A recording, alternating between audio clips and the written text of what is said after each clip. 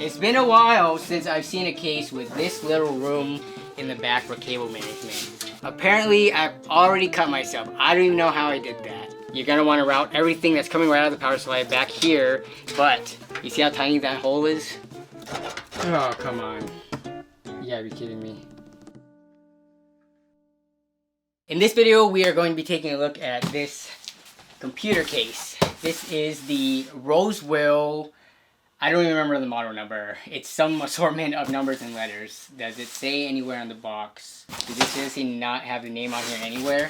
Product name SCM-01B. What a name for a case. This cost me $22.99, and tax was another $2.39 on top of it, and it was free shipping. So it took just over 25 bucks to buy this and get this to my door.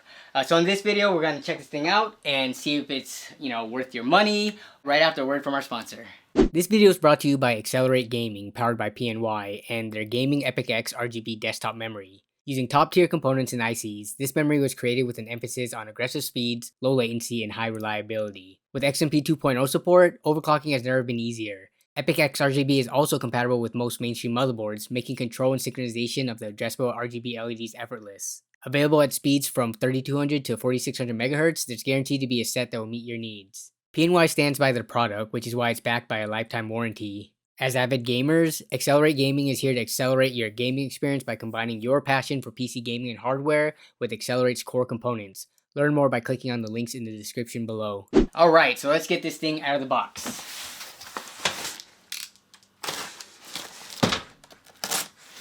I love how light this thing is. I mean, it is a micro ATX tower, so it's light, but because it doesn't have like tempered glass, it's super light. So the way I found this on Newegg was going to Newegg, clicking on, cases, and then sorting by lowest price. This was the case that came up. I'm sure it could change depending on the day, because there are always random sales on random products on Newegg, and prices of things go up and down.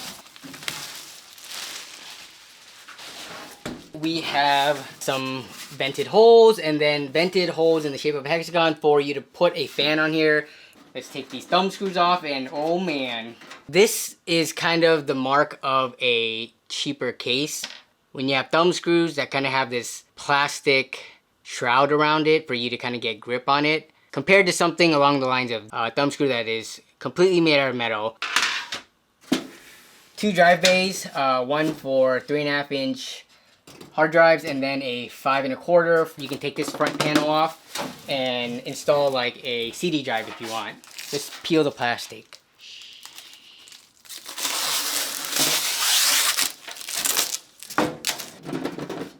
You can just hear by maybe me handling it how cheap it kind of feels. But alright, we got the plastic off, and we have a very reflective, glossy plastic in the front. We have our power button, and on the top we have our, let's see, headphone, mic, USB 3.0, and 2 USB 2.0 ports right here. We got all of our front panel header connectors right here. We have a fan in the back. This is a single, I believe, 80mm fan. So the front has these cutouts here, and then a mounting pattern for you to put either 80mm or 120mm fan. But if you were to put a fan here, there's no openings on the sides, no openings on top. The only opening you're going to be pulling air from is this little hole on the bottom. It is a top mounted power supply, so we are putting the power supply up here in the top. There are 3 of the breakaway style expansion slot covers, so you just kind of bend these back and forth until they fall out. There is no lip though to pull this backside off. It's just completely flat, so you gotta use your fingernails or get something sharp underneath there to pull this off. But okay, this is the backside. It's been a while since I've seen a case with this little room in the back for cable management. There's not much room from like this surface to how big this lip is. And what normally low cost budget cases do to account for that is they put these pockets so that when you do install this on, some of the cables can go under here. But if you take a look at this thing, you could barely see it sticking out. So this really isn't much of a pocket at all. So cable management in this thing is gonna be horrible. Something else I just noticed right now too, there's no cutout for the 8 or 4 pin CPU power cable. When I build in this, I'm going to try to cable manage as much as possible, but yeah, these are just some of the first impressions. I'm pretty sure I'll have more as I actually start to build it in. More importantly is how a system would perform in this case with regards to temperature, because for the most part, cases, if they have adequate airflow, it's not going to be a huge game changer when it comes to performance. But when you have cases that just simply don't have many fans, or don't have front mesh cover, or ways of moving air, you could end up having a hot box. What I want to do is put a build in here and compare it to another case that does have adequate airflow. And the other case I'm talking about is actually this one right here. It's the Cooler Master MV311L. I do have a system inside here. Let me turn up the brightness. I've already tested this system in 3 different scenarios to kind of give you different numbers. The first is at idle, so I got temperatures for that. The second one is for like a really extreme use case. So for that, I ran some Prime 95 small FFTs. So that's going to be the highest heat and power. The third scenario was just in gaming, and for that I chose Cyberpunk just because that one does stress both the CPU and the GPU quite a bit. I already have the numbers for this Cooler Master case, so what we're going to do is move that exact system that I've tested into this one to get the build experience, and then run the same test so we can do a temperature comparison. The CPU and GPU in this build, just for reference, is the i5-10400F from Intel, as well as the Gigabyte Eagle RTX 3060 Ti. This isn't like a crazy high-end system, but it's not a super low-end basic one either. It's kind of, I would consider it like a mid-range system. There are 0 motherboard standoffs installed in here, so I gotta put every single one on. Apparently, I've already cut myself. I don't even know how I did that. There's not that much room to work with, especially with these 2 drive cages in here. So either I skinned my hand on that or something else in the case that was sharp. Now I'm debating if I should put in the power supply first, which I'm thinking I need to. Because once I put this motherboard in with the cooler and everything, it's gonna be a pain. Alright, let's try to cable manage this thing.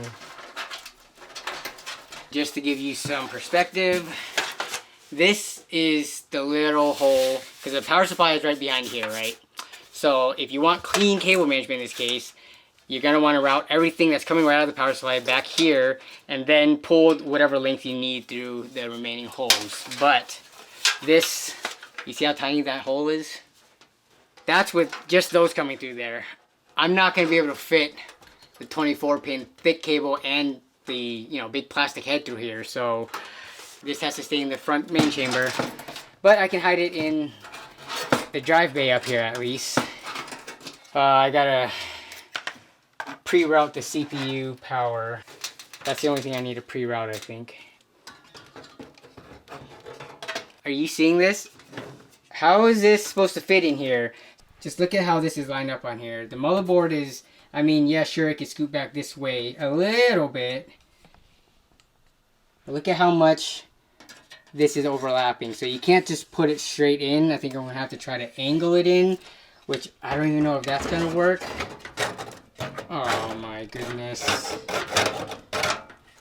Oh, come on. You gotta be kidding me. I gotta get the cables all around it. Okay, it's dropping in. It's dropping in. Just gotta line it up with the I/O shield now. Something is interfering really hard. I'm having trouble moving it. I'm already making contact down here.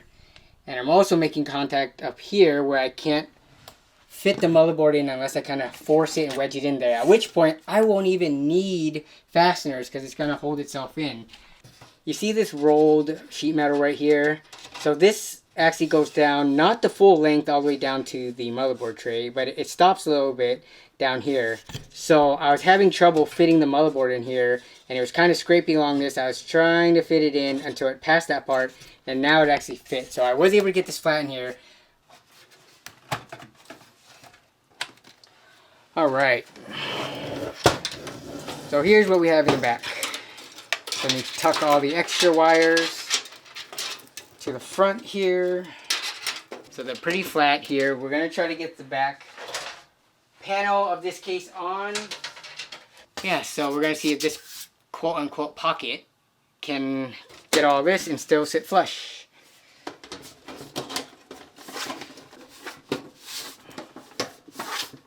It's struggling, but I think I got it.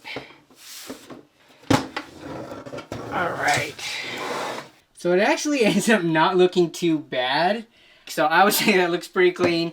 The only issue is though, if you look at the CPU cooler, and this was something that I overlooked, yeah, the CPU cooler sticks up higher. I'm going to put the panel on top of this, and what I'm going to do is seal it off as if it were on flush. I already ran all the tests with this exact configuration. I don't want to have to rerun it and put everything back in that case afterwards, switch the cooler off for something smaller. We're just going to keep this as is, and we're going to, you know, do the best we can with the situation we have, and that's going to be by taping it around to prevent any air. So there we have it. It is fully taped up, so it's as if the panel was completely closed and no extra air is going to get in from the top and bottom or through the back here. So we are ready to go. I'm going to be running the same 3 scenarios. One with the system just at idle, not doing anything. One with running a game, which would be Cyberpunk.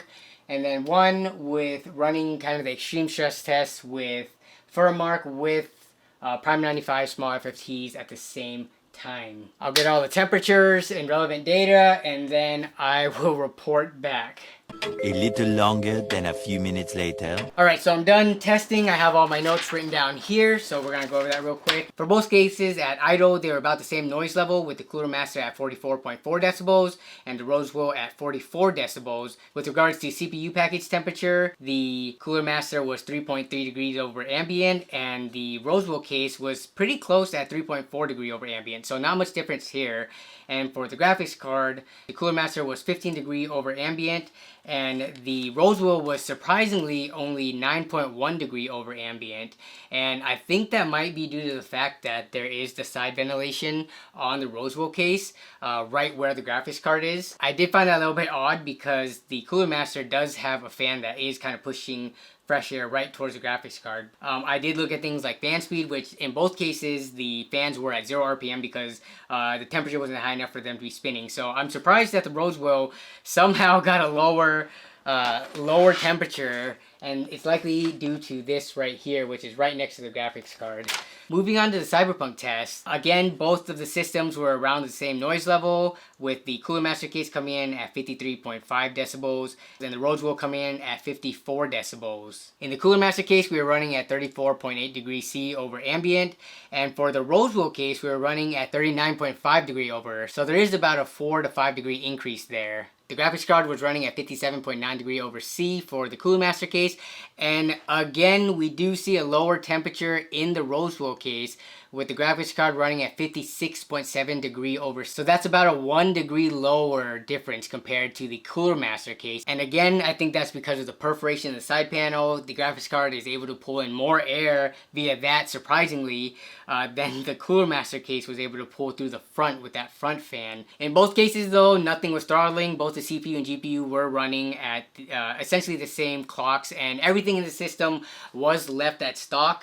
In Afterburner, I did slide the power slider and the temperature limit up, but other than that, I did not mess with any overclocks, and of course the CPU is locked, so I didn't change any of that. But monitoring, you know, the frequencies of both of them, they were the same for both tests. And then for the last scenario, which was kind of the extreme test with the Prime 95 and Furmark running concurrently, in the Cooler Master case, the CPU was running at 40 degrees over C, and in the Rosewill case, it was running at 44.5 degree over C, so there was a 4.5 degree increase there by going with the Rosewill case. For the graphics card, in the Cooler Master case, it was running 56.3 degree over C. And in the Rosewill case, we're seeing the same trend as we saw earlier, where it's actually running cooler at 53.1 degree over C. So about 3 degrees lower than the Cooler Master case. Looking at these numbers now, I'm realizing that Furmark isn't even running the GPU as high of frequencies or to as high as temperatures as Cyberpunk was. So even though Cyberpunk has lower CPU temperatures compared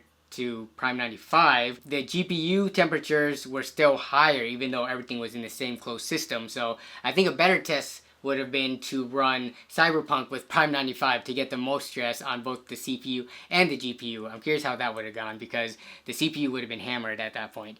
But yeah, overall, what we're seeing here is the Cooler Master case is better for the CPU temperatures, and the Rosewill case surprisingly was better for the GPU temperatures, with noise levels being about the same. If I was to come up with a conclusion for all of this, this is showing that if you're not running a crazy high-end system and you're just running anything mid-range or low-range, you can go without mesh in the front and with like the lack of airflow in the front, because as you can see, the system doesn't throttle at all. If anything, one part or the other would run warmer, but it's not the end of the world for parts to run a little bit warmer. If it's still within spec, it's not throttling, and you know, we were seeing temperatures. The GPU was running warm, but that's, I think, the Gigabyte Eagle 3060 Ti.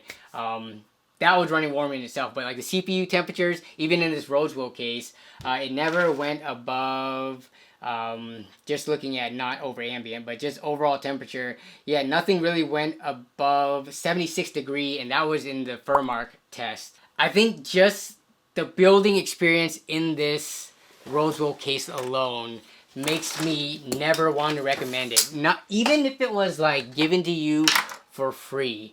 This case was such a hassle to build in.